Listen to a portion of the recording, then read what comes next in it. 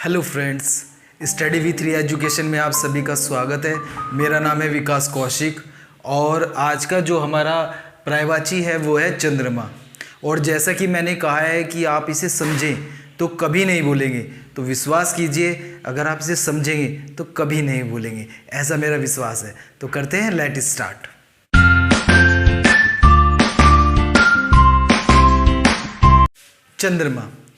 चंद्रमा में सबसे पहला जो पर्यायवाची आता है वो आता है निशापति। निशापति क्या होता है? निशा का अर्थ होता है रात और पति का अर्थ होता है स्वामी, रात का स्वामी। और रात का स्वामी हमें किसे बताया जाता है? चंद्रमा को बताया जाता है।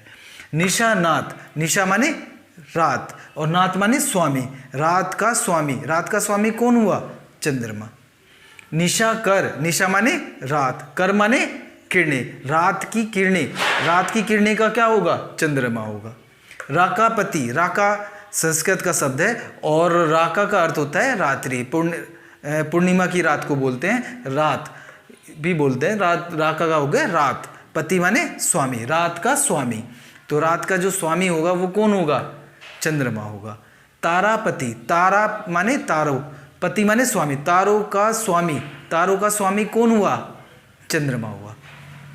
रजनीपति, रजनी माने क्या होता है? रात्रि और पति माने स्वामी, रात का स्वामी, रात का स्वामी कौन हुआ? चंद्रमा। आप देख रहे हो कि संस्कृत के शब्दों को आपस में जोड़ दिया गया है और उनका अर्थ चंद्रमा ही बैठता है।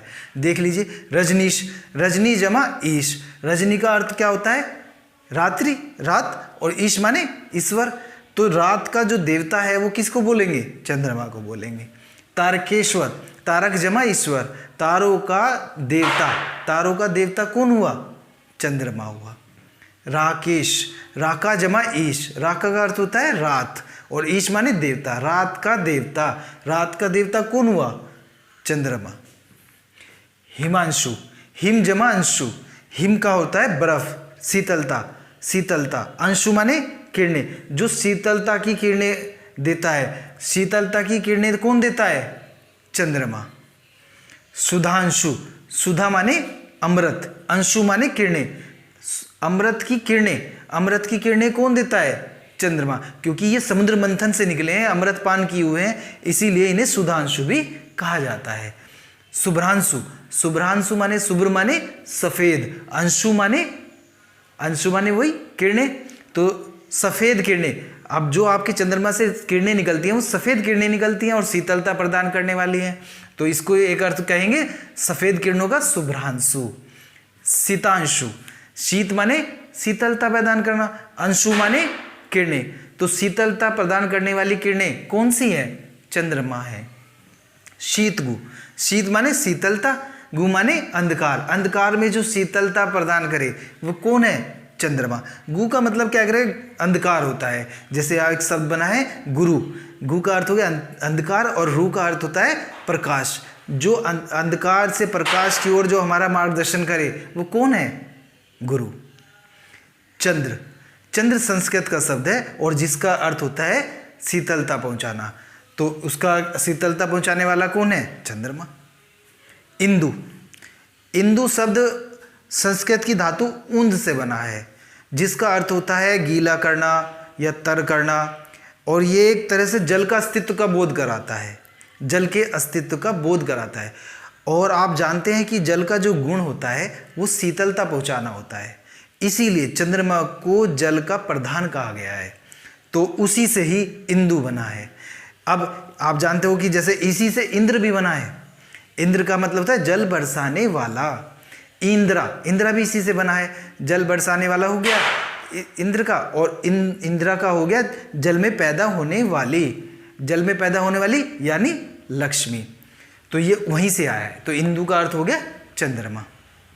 हिम कर, हिम माने बर्फ, शीतलता, और कर माने किरणें, तो शीतलता की किरणें हमें दे वो कौन है? चंद्रमा।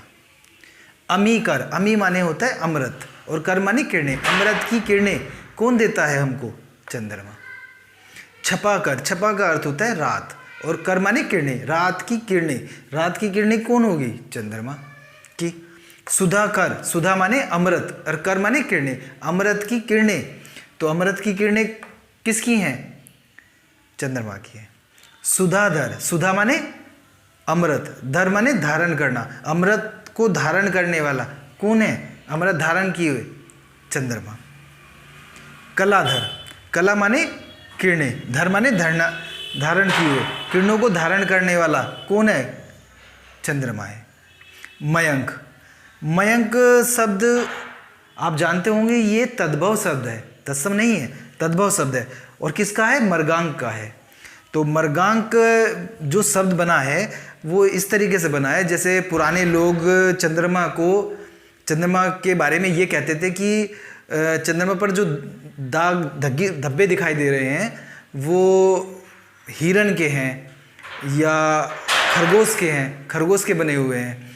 तो वहाँ जो ये मृगांक शब्द आया ये वहीं से ही आया है। वे कहते हैं कि चंद्रमा अपनी गोद में खरगोश या हिरण को बैठाए हुए है, तो मृगांक वहीं से आया है। मृगांक, मृग माने हिरण, अंक माने गोद में बैठाए हुए है, मतलब मृग को गोद में बैठाए हुए कौन है? चंद्रमा है। और इसी का ही कालांतर में ये शब्द, कालांतर में जाकर यही शब्द मयंक बन गया है। शशांक, शशांक भी इसी से बना है। देखिए शशांक, शश जमा अंक। अब शश माने क्या होता है? खरगोश, अंक माने गोद में लिए हुए है। तो कौन? चंद्रमा गोद में लिए हुए है किसको? खरगोश को लिए हुए है, तो वहाँ से ये शब्द आया है शशांक। और शशांक कालांतर में जाकर यही शशि बन गया है। विधु, विधु शब्द बना है व्यध से। व्यध का अर्थ होता है मारना या शिकार करना, और व्यस का ही एक अर्थ है व्याध, शिकारी। तो विधु कहाँ से आया है? विधु शब्द आया है कि चंद्रमा शिकारी की तरह अपने मृग को या हिरण को या खरगोश को अपनी गोद में बैठाए हुए है, एक शिकारी की तरह। तो वहीं से ही इस शब्द का निर्माण हुआ है विधु। द्विज, 2 बार जन्म लेने वाला। अब आप चंद्रमा को 2 जन्म लेने वाला मान सकते हैं, तो 2 जन्म लेने वाले कौन है? चंद्रमा है। और द्विराज हैं, द्विराज में, द्विज में और भी हैं, जैसे पंडित हो गया, पक्षी हो गया, सर्प हो गया, ये भी द्विज की श्रेणी में आते हैं। और उन सब से सबसे ऊपर द्विजराज कौन है? चंद्रमा है। मृग लाक्षण, मृग माने हिरण, लाक्षण माने दाग। तो मृग जैसा मतलब हिरण जैसा दाग किस पर लगा हुआ है? चंद्रमा पर लगा हुआ है। कला निधि, कला माने किरणें, निधि माने खजाना, किरणों का खजाना। किरणों का खजाना किसको माना जाता है? चंद्रमा को माना जाता है। अमृत विधान, अमृत माने अमृत और विधान माने खजाना, अमृत का खजाना। अमृत का खजाना कहाँ है? चंद्रमा में है। अत्रिज, पुराणों में हमें कहा गया है कि चंद्रमा ऋषि अत्रि और अनसुईया के पुत्र हैं। तो अत्रिज, अत्रि से जन्मा, ज माने जन्मा, अत्रि से जन्मा, मतलब महर्षि अत्रि से जन्मे कौन है? चंद्रमा। कुमुद बंधु, कुमुद, कुमुद शब्द आया कुई शब्द से। कुई क्या है? कुई एक पौधा है, जलीय पौधा है, सफ़ेद फूल आते हैं उस पर और रात्रि में ही खिलते हैं। तो रात्रि में खिलने के कारण उसको कुमुद, बंधु माने मित्र, तो कुमुद को बंधु, कुमुद बंधु बन गया है। उनका संबंध जब वो रात को खिलता है और हमारे चंद्रमा भी रात को ही रोशनी देता है, तो दोनों एक दूसरे में मित्र हो गए। तो क्या हो गया? कुमुद बंधु, कुमुद बंधु। कुमुद बंधु कौन हो गए? चंद्रमा, कुमुद के बंधु। नक्षत्र, नक्षत्र जमा एस, नक्षत्रों का देवता। नक्षत्रों का देवता किसको माना जाता है? चंद्रमा को माना जाता है। तो इसी के साथ ये मैंने 35 पर्यायवाची शब्द आपको समझाने की कोशिश की है। तो आशा करता हूँ कि आपको अच्छी तरह समझ में आएंगे। आप अगर इसे एक बार अच्छी तरीके से समझेंगे तो मेरा विश्वास है कि आप इसको अच्छी तरह समझ लेंगे और फिर कभी नहीं भूलेंगे। तो थैंक्स।